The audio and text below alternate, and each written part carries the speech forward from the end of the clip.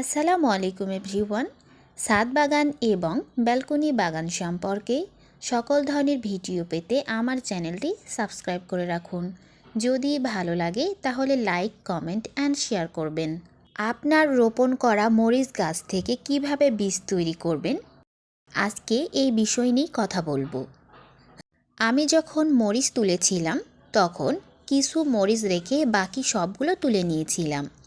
আমি বলেছিলাম আপনাদেরকে যে বাকি যেসব মরিচগুলো রাখলাম এই মরিচগুলো থেকে আমি বীজ তৈরি করব। আজ সেই মরিচগুলোই তুলব। মরিচ যখন লাল হয়ে যাবে, লাল হয়ে যাওয়ার সাথে সাথে তুলবেন না, একটু হালকা শুকনা শুকনা ভাব হবে, এরপর উঠিয়ে নেবেন। সাথে আরও কিছু কাঁচা মরিচ ছিল, ওইগুলো পরে হয়েছে, আমি সবগুলোই একবারে তুলে নিব। আমি সবগুলোই পাকাগুলো যেগুলো হয়েছে ওগুলো সবগুলোই তুলে নিচ্ছি। এগুলো থেকে বীজ তৈরি করব।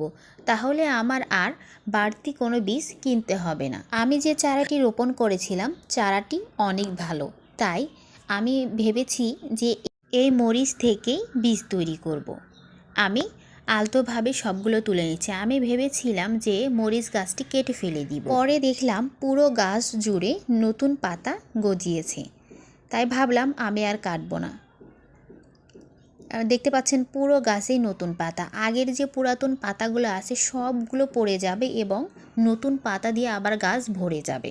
আমি অনেকগুলো মরিচ রেখেছিলাম যেন একসাথে অনেকগুলো বীজ তৈরি করতে পারি, বা এখন যদি পুরো বীজ নাও তৈরি করতে পারি অন্তত কিছু বীজ থেকে চারা তৈরি করতে পারবো। আর কিছু মরিচ রেখে দিব, যখন বীজ পাবো না তখন এই মরিচগুলো থেকে আবার চারা তৈরি করব। আমি একে একে সবগুলো মরিচ তুলে নিচ্ছি। কাঁচাও আছে অনেকগুলো, সেগুলো আমি আর রাখছি না, যেহেতু আমার গাছে একদম ফুলে আবার ভরে গিয়েছে। দেখেন কি পরিমাণে আবার ফুল এসেছে।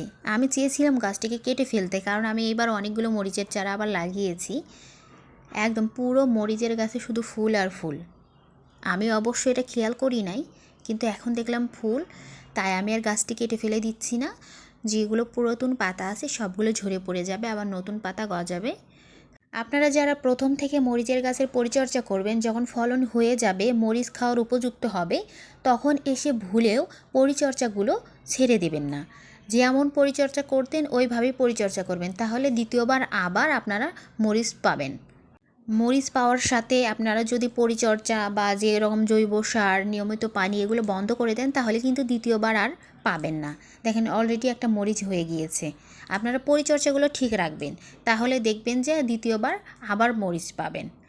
আমি এই মরিচগুলো তুলেছি, এখান থেকে কাঁচাগুলো আমি বাদ দিয়ে দিব, শুধু যেগুলো লাল হয়েছে এগুলো আমি বীজ তৈরি করব।